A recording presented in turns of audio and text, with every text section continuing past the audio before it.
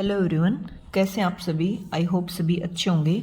तो यहाँ पे हमारी चल रही है पीजीटी एचटेट का जो पेपर था 2025 में हुआ था, उसका फिजिक्स जो पोर्शन है जिसमें हम 127 क्वेश्चन लगातार 91 से लेके हमने सोल्व किए हैं, बिल्कुल कंसेप्ट के साथ, बिल्कुल ईजी वे में, थ्योरी को भी समझते हुए, फॉर्मूला कैसे लगा, कैसे अप्रोच फॉलो करेंगे, तो सभी हमने किए हैं। नेक्स्ट क्वेश्चन करेंगे आज 128। देखो क्या बोल रहा है इसमें। A charged particle move in a gravity free space without change in velocity। Without change in velocity का मतलब होता है वेलोसिटी वहां पे कांस्टेंट है। Which of the following option is not possible। ये करें इनमें से कौन सा ऑप्शन पॉसिबल नहीं है, जिसके चांस होने के नहीं। तो 128 का क्वेश्चन है। देखो इसने कंडीशन दी है कि v जो हो कांस्टेंट रहना चाहिए, चेंज नहीं ना हो। ठीक है, तो charge particle move in gravity free space में। तो देखो एक तो होता है इलेक्ट्रिक फील्ड, एक होता है मैग्नेटिक फील्ड। बिल्कुल कंसेप्ट के साथ समझेंगे। ये फोर्स लगाता है वो होता है क्यू ई, और ये फोर्स लगाता है वो होता है क्यू वी क्रॉस बी। ठीक है, तो फोर्स जो लगेगा वो v वेलोसिटी और मैग्नेटिक फील्ड के परपेंडिकुलर होता है। v क्रॉस बी ऐसे राइट हैंड थंब रूल से निकालते हैं हमें। तो जो मैग्नेटिक फोर्स है ना, ये वाला, ये डायरेक्शन जो है वो चेंज करता है। स्पीड का इसमें वेलोसिटी चेंज करने में इसका कोई रोल नहीं होता। जो मैग्नेटिक फील्ड फोर्स लगता है, मैग्नेटिक मैग्नेटिक फील्ड की वजह से वो स्पीड और वेलोसिटी को बिल्कुल भी चेंज नहीं करता। क्या चेंज करता है? सिर्फ डायरेक्शन, ध्यान रखना। तो वेलोसिटी में इसका रोल नहीं है। जो बी की वैल्यू है वो जीरो हो, बी की वैल्यू नॉन जीरो हो, दोनों ही सही है। क्योंकि जीरो हो और नॉन जीरो हो, ये जब स्पीड चेंज ही नहीं करता, वेलोसिटी कांस्टेंट ही रहेगी इसकी वजह से। तो ये जीरो और नॉन जीरो, इसका कोई रोल नहीं है अभी। तो ऑप्शन जो अपने चार हैं, B equal to zero, B equal to non zero, B equal to zero, B equal to non, चार ऑप्शन करेक्ट है। अब बात रहती मेन फंडा किसका? ई का, इलेक्ट्रिक फील्ड जो फोर्स लगता है। तो देखो ये वाला अगर जीरो हो गया तो सही है ना, इसने वेलोसिटी बढ़ाई, ये तो बढ़ा ही नहीं रहा, तो वी इस केस में रहेगी कांस्टेंट। ये ऑप्शन सही है। ई अगर नॉन जीरो होगा तो वेलोसिटी कांस्टेंट नहीं रहेगी। एक बात, अब ई जीरो नॉन जीरो है, वेलोसिटी कांस्टेंट नहीं रहेगी, तो ई नॉन जीरो तो दो ऑप्शन में है, हम ये लें या ये लें, तो हम लेंगे सी वाला। क्यों? देखो ई जीरो है, वेलोसिटी चेंज इसने नहीं की, बी का कोई रोल ही नहीं है। ई जीरो वेलोसिटी चेंज नहीं की, ई नॉन जीरो, तो ये दोनों ही रिस्पॉन्सिबल हैं किसके लिए? वेलोसिटी चेंज करने के लिए। अब देखो यहाँ ये ऑप्शन हम लेंगे, क्यों लेंगे? इसके अंदर दोनों नॉन जीरो हैं, तो दोनों अपोजिट डायरेक्शन में, दोनों फोर्स एक दूसरे को कैंसिल कर देंगे और वेलोसिटी वहां पे कांस्टेंट रहेगी इनकी वजह से, क्योंकि दोनों ही नॉन जीरो यहाँ पे। ठीक है, तो कौन सा ऑप्शन पॉसिबल नहीं है? तो ये रहेगा बी। ई तो नॉन जीरो है, बी जीरो है, तो ई नॉन जीरो तो सीधी सी बात वेलोसिटी कांस्टेंट रहेगी नहीं, चेंज करेगा ही, क्योंकि ये तो बी जीरो है, तो ये ऑप्शन नहीं रहेगा, ये इनकरेक्ट है। ये दोनों कैंसिल कर देंगे, वहां पे फोर्स वेलोसिटी कांस्टेंट रहेगी। ये दोनों में ई जीरो है तो वेलोसिटी कांस्टेंट रहेगी, वेलोसिटी कांस्टेंट रहेगी, इसमें कांस्टेंट नहीं रहेगी, तो कौन सा ऑप्शन आएगा इसमें? सी। बिल्कुल मैंने इजी वे से समझाया अभी। ठीक है, नेक्स्ट क्वेश्चन देखो। इस artificial satellite is moving in the circular orbit around the earth with the speed of equal to the half magnitude of escape velocity। कह रहा है जो escape velocity अर्थ की, उसकी हाफ वेलोसिटी से एक आर्टिफिशियल सैटेलाइट जो सर्कुलर में मूव कर रहा है अर्थ के चारों तरफ। If the satellite is suddenly stop, एकदम से स्टॉप होता है इन इट्स ऑर्बिट, अपने ऑर्बिट में, and allow to fall freely into the earth, और धरती पे बिल्कुल फ्रीली फॉल करता है, the speed at which it will hit the earth surface. ये कह रहा है भाई वो कौन सी स्पीड है कि अर्थ को वो हिट करेगा एकदम। तो ध्यान रखना, अर्थ के बाहर कोई भी सैटेलाइट अगर रिवॉल्व करे, जैसे इसने रिलेशन दे दिया, इसके वेलोसिटी का हाफ है, चाहे वो इसके वेलोसिटी का 4 टाइम हो, चाहे 1/8 टाइम हो, किसी भी स्पीड से अगर सैटेलाइट रिवॉल्व कर रहा है, एकदम से रुक के वो फ्री फॉल करेगा, तो हमेशा जो टच करेगा वो किस वेलोसिटी से उसको टच करेगा? तो वो इसके वेलोसिटी से टच करेगा भाई, फॉल करेगा वो। ध्यान रखना, चाहे बाहर की वेलोसिटी कोई भी हो, कैसी भी हो, ध्यान रखना, कोई भी सैटेलाइट हो, अगर वो फ्री फॉल करे तो इसके वेलोसिटी से गिरेगा हमेशा, चाहे उसकी स्पीड ऊपर कुछ भी हो। जैसे इसने रिलेशन हाफ करके थोड़ा सा कंफ्यूज कर दिया ना, हम सोचेंगे भी हाफ दिया, ये कहाँ यूज करे। कोई भी वेलोसिटी हो, अगर वो फ्री फॉल अर्थ को टच करेगा तो किस वेलोसिटी से करेगा? इसके वेलोसिटी से। तो सिंपल इसमें इसके वेलोसिटी का फॉर्मूला लगाना भी, जी की वैल्यू देखो 10 दे रखी इसमें, तो 129 का क्वेश्चन है, जी यूज करना हमें 10 मीटर पर सेकेंड स्क्वायर, ठीक है। तो इसके वेलोसिटी का फॉर्मूला होता है 2gr का रूट, ठीक है। तो 2 की जगह 2, g की जगह 10, r जो रेडियस अर्थ की 6400 किलोमीटर होती है, मतलब 6.4, 10⁶ का रूट। सोल्व करो इसका, ये खुलेगा डेसिमल, 10 से 10 कैंसिल हो जाएगा। तो जो वेलोसिटी आई अपनी कटने के बाद 8 × 10⁻³ मीटर पर सेकेंड, 8 × 10⁻, ठीक है, मीटर पर सेकेंड में आई है। पर ये इसने आंसर देखो, हाँ किलोमीटर में दे रखा भी आंसर, तो वेलोसिटी आ गई इसकी 8 किलोमीटर पर सेकेंड, ये इसका आंसर रहेगा। सिंपल हमने इसके वेलोसिटी का फॉर्मूला यूज किया। कोई भी ऑर्बिट जब अपने ऑर्बिट में एकदम से स्टॉप होके अर्थ से टकराएगा, गिरेगा, फ्री फॉल गिरेगा, तो इसके वेलोसिटी से गिरेगा। जनरल तुम्हें इसके वेलोसिटी का फॉर्मूला यूज करना भी, इसके वेलोसिटी का फॉर्मूला है 2gr स्मॉल g, ठीक है, बस सिंपल। बहुत छोटा क्वेश्चन था, देख लो, दिखने में बहुत बड़ा लग रहा था, जबकि the temperature of the body fall from, कोई बॉडी का टेम्परेचर है भाई वो गिर रहा है, 40 से 36 हो गया 5 मिनट के अंदर, ठीक है। और सराउंडिंग का टेम्परेचर दे रखा है 16 पर डिग्री सेल्सियस। फिर ये कह रहा है भाई अब 36 हो गया, 36 से 32 होने में कितना टाइम लगेगा, टाइम पूछा है। दोबारा से समझो, ये न्यूटन लॉ ऑफ कूलिंग पे है भाई। न्यूटन लॉ ऑफ कूलिंग का कंसेप्ट पढ़ लिया होगा कि कोई बॉडी किस तरह से कूल होती है, ये बताया गया इसने बताया था न्यूटन ने कि जो बाहर का टेम्परेचर सराउंडिंग का उस पर डिपेंड करती है। जैसे सर्दियों में बाहर का टेम्परेचर बहुत कम होता है और चाय गर्म, दोनों के बीच में डिफरेंस काफ़ी हुआ, तो चाय जल्दी ठंडी होती है कंपेरिजन टू जब हम गर्मियों में रखें। गर्मियों में टेम्परेचर बाहर का ज़्यादा, चाय का ज़्यादा, मतलब डिफरेंस सर्दियों आने से कम हो गया दोनों का, तो वहाँ पे चाय कम जल्दी ठंडी नहीं होगी सर्दियों की बजाय। तो जब इन्वायरमेंट का टेम्परेचर और उस बॉडी का टेम्परेचर में डिफरेंस ज़्यादा होता है ना, डिफरेंस ज़्यादा हो तो चीज़ें कूलिंग ज़्यादा करती हैं, ठीक है, बस वही बताया इसने। तो देखो 40 से टेम्परेचर हो गया 36 5 मिनट के अंदर, ठीक है, और सराउंडिंग टेम्परेचर दे रखा है 16। फिर ये कह रहा है 36 से 32 हो जाएगा कितने टाइम में, ये टाइम पीरियड पूछा है सिंपल। तो डायरेक्ट इसका फॉर्मूला होता है, न्यूटन लॉ ऑफ कूलिंग ने फॉर्मूला दिया है। वैसे 2 मेथड से भी निकाल सकते हैं, बट जो छोटा और इजी मेथड है वही करेंगे हम 130 का। न्यूटन लॉ ऑफ कूलिंग का डायरेक्ट फॉर्मूला होता है, जो टाइम है ना वो डायरेक्टली प्रोपोर्शनल होता है किसके, log of difference in temperature के, बस ये याद रखना तुम्हें और कुछ भी नहीं। तो पहले टेम्परेचर पूछा है, ठीक है, उसमें लॉग ऑफ टेम्परेचर का डिफरेंस देखो कितना आया, इधर 20 है, सराउंडिंग के साथ देखना है, और लॉग ऑफ इधर 16 बनेगा। नीचे टेम्परेचर 5 टाइम दे रखा है, इधर टाइम पीरियड है ना। लॉग ऑफ ऊपर वालों का डिफरेंस देखो 40 में से गया 24, और यहाँ पे लॉग ऑफ 20, सराउंडिंग के साथ इनका टेम्परेचर डिफरेंस, ये डायरेक्ट हमने फॉर्मूला यूज़ किया, माइनस कर दो। तो T/5 is equal to, log का फॉर्मूला होता है, अभी यहाँ लिख देती हूँ मैं, log of A minus log of B का फॉर्मूला होता है लॉग ऑफ A/B। तो यहाँ पे बनाओ, ऊपर बन गया लॉग ऑफ A/B और नीचे बन गया लॉग ऑफ 24/20।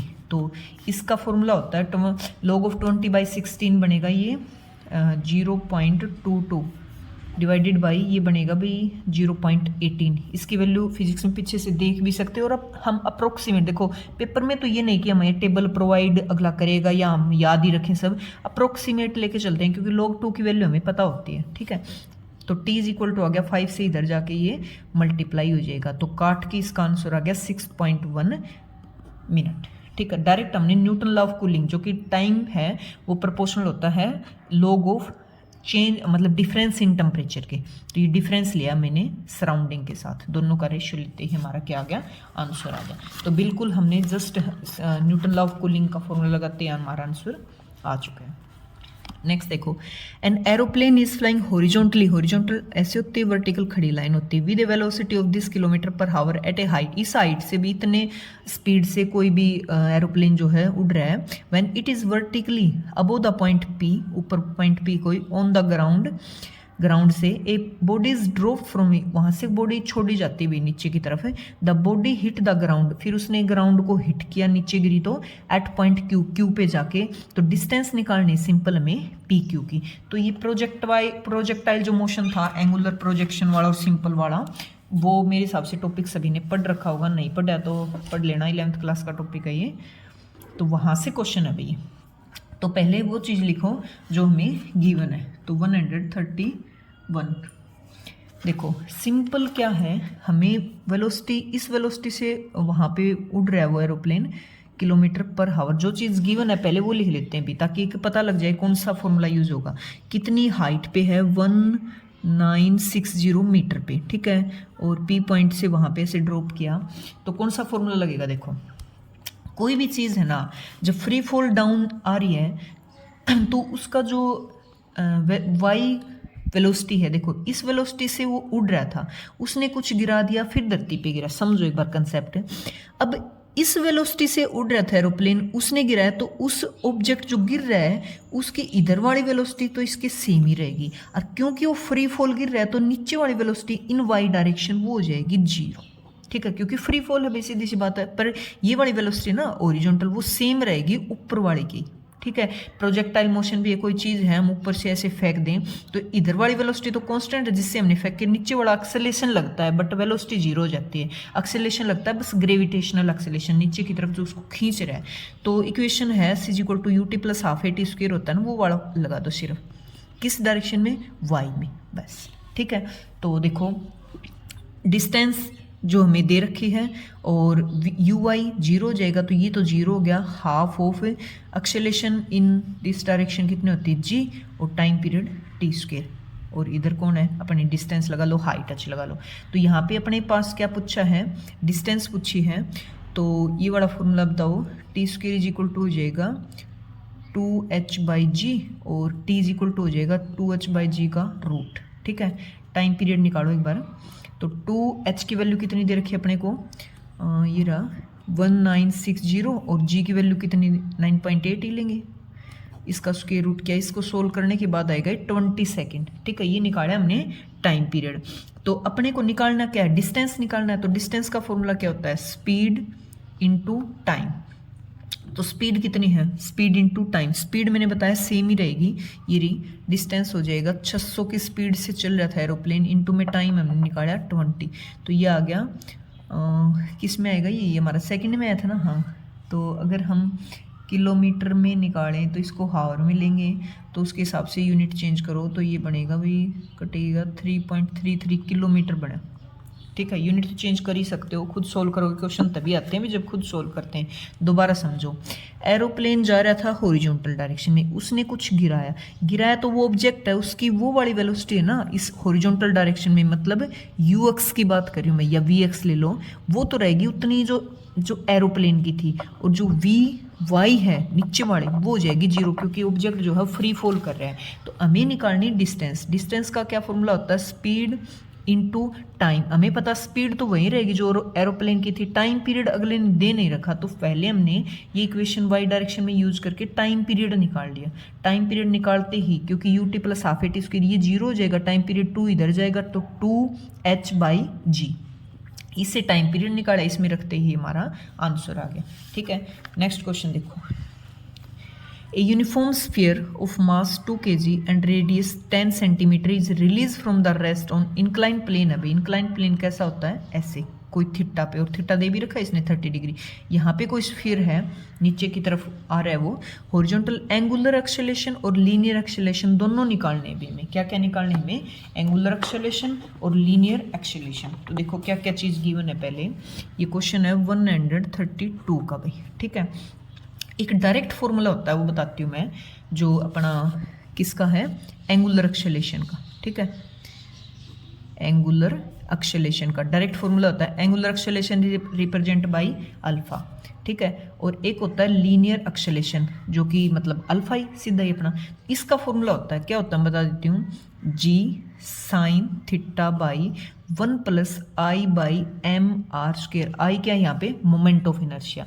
एक फॉर्मूला तो ये याद रख लो, इसका प्रूफ भी बता दूंगी मैं अभी, चाहे लास्ट में बताऊंगी भी। इसका एक और फॉर्मूला भी लिख सकते हैं, देखो मोमेंट ऑफ इनर्शिया हमें पता है स्फीयर के केस में कितना होता है 2/5 mr², तो इसकी जगह 2/5 mr² रखेंगे, mr² से mr² कट गया, 2/5 + 1 जोड़ोगे तो इसको हम डायरेक्ट ऐसे भी लिख सकते हैं भाई 5/7 g sin θ, ये डायरेक्ट फॉर्मूला, इसको याद रख लोगे ज़्यादा आसान रहेगा, ठीक है। इसका प्रूफ बताऊंगी मैं। देखो a की वैल्यू क्या आ गई, g की वैल्यू कितनी होती है 9.8, साइन 30 दे रखा साइन, तो साइन 30 कितना होता है 1/2, प्लस में 1 plus moment of inertia sphere के केस में होता है 2/5 mr², तो रखोगे तो mr² से mr² कट गया, सिर्फ बच गया हमारा 2/5, इसको काटो अब, ये बन गया, इधर 5 जाएगा 7/5 और ये 2 से ये कट जाएगा तो इसकी वैल्यू आ गई 4.9, ऊपर नीचे ऊपर चला जाएगा 5 है, ये बच गया भाई 3.5। ठीक है, ए की वैल्यू निकली अपनी 3.5 ये रहा मीटर पर सेकेंड स्क्वायर। आंसर मैच हो चुका है। अच्छा, अल्फा की वैल्यू क्या होती है? देखो ए की वैल्यू होती है अल्फा आर का फैक्टर ऐड हो जाता है ना जब लीनियर से एंगुलर में जाए तो अल्फा की वैल्यू क्या हो जाएगा A/R।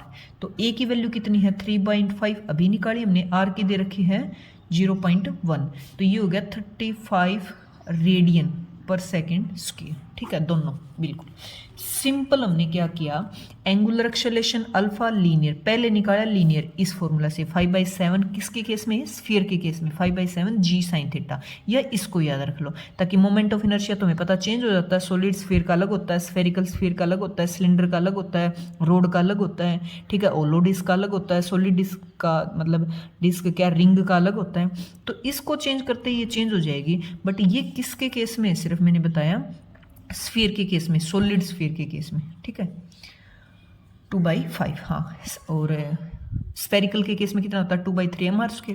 ठीक है, इसका प्रूफ थोड़ा सा मोटा मोटा बता देती हूँ भाई। इंक्लाइंड प्लेन है, ठीक है, यहाँ पे स्फीयर वो रखा हुआ है तो mg हमें पता है नीचे लगता है, इधर हो जाएगा mg cos थीटा, ऊपर हो जाएगा mg sin थीटा, पीछे लगता है एक फ्रिक्शन फोर्स।